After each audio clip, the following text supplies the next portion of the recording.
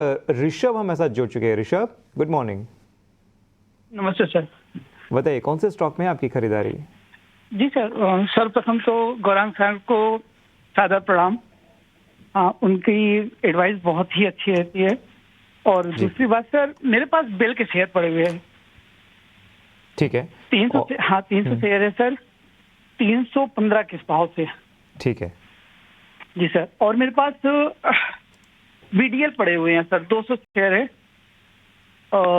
ये 1560 रुपए के भाव से है। दूसरा स्टॉक कौन सा बताया आपने नाम? भारत डायनामिक।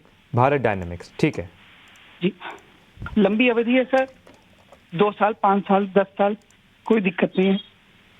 ठीक है, इसमें और एवरेज करना चाहिए सर, या फिर इसको छोड़ दे सर?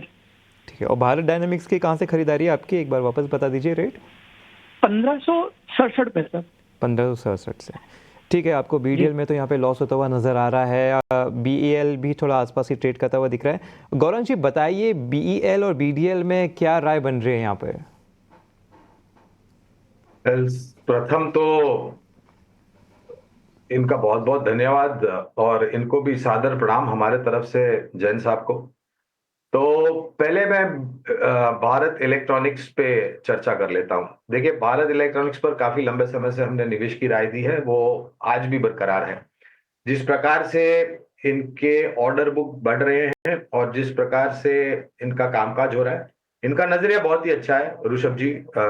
आपका 3 साल 5 साल या उससे ज्यादा का नजरिया है। और मैं हमेशा ये कहता हूं, और हमने कई बार हमारे चैनल ईटी नाउ स्वदेश पर जब भी हमने रक्षा क्षेत्र के ऊपर चर्चा की है और हमने हमारी राय आपके समक्ष रखी है, तो हमने यही कहा है कि आप रक्षा क्षेत्र में किसी भी कंपनी में निवेश करते हैं तो आपका नजरिया 3 साल 5 साल का होना चाहिए, जो कि ऋषभ जी का है। तो पहले तो निश्चिंत होकर के बने रहे भारत इलेक्ट्रॉनिक्स में। आप चाहें तो 300 के नीचे और 280 के आसपास जब भी गिरावट में ये स्तर देखने मिलता है ऋषभ जी, तो आप थोड़ा बहुत धीरे धीरे करके और भी जोड़ सकते हैं, क्योंकि आपका नजरिया लंबी अवधि का है। तो केवल इतनी मात्रा में शेयर्स लेकर के आप संतुष्ट न होइए, तो प्रयास कीजिए कि हर महीने कुछ पूंजी बचा करके आप बीएल में जोड़े।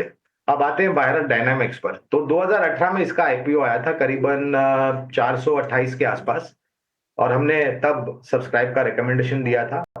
अब हम बात करें 2024 में, और स्तर है करीबन 1275-80 के आसपास।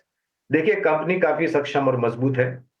ये आईपीओ नोट को मैं दूर कर देता हूं, क्योंकि वो अनिवार्य नहीं होगा, उसको एक माध्यम बना करके टिप्पणी करने के लिए। मैं केवल मात्र भारत डायनामिक्स की काबिलियत, उनका अनुभव और आने वाले भविष्य में कामकाज क्या हो रहा है उस पर टिप्पणी कर रहा हूं। सीधे सीधे राय नहीं दूंगा, क्योंकि भारत डायनामिक्स पर अभी हमारी राय नहीं है। तो ऋषभ जी, ये भी एक सक्षम और मजबूत कंपनी है। दोनों ही कंपनियां सरकारी कंपनी है। जो मिसाइल्स का पूरा कामकाज है और जो हम शक्तिकरण करते हैं हमारे रक्षा बलों को, 5 रक्षा बल है, वायुसेना, थल सेना, नौसेना, बॉर्डर सिक्योरिटी फोर्स और कोस्ट गार्ड। इन सभी को भारत डायनामिक्स और बीएल जैसी कंपनी अपने जो प्रोडक्ट्स होते हैं वो सप्लाई करते हैं। स्थानीय मार्केट में बहुत बड़ा ऑर्डर, और भविष्य में आने वाले समय में विदेशी मुल्कों से भी इन सब कंपनियों को ऑर्डर्स मिलने की पूरी पूरी संभावना है। कहने का तात्पर्य है कि दोनों ही काफी सक्षम और मजबूत कंपनियां हैं। भारत डायनामिक्स में भी अगर आप चाहे तो आप अपने तरफ से निवेश कर सकते हैं। मैं ये नहीं कह सकता हूं क्योंकि हमारी कवरेज नहीं है, लेकिन दोनों ही सक्षम कंपनियां हैं। और आपका नजरिया ऋषभ जी बहुत ही शानदार है, करीबन 3-5 साल या उससे ज्यादा।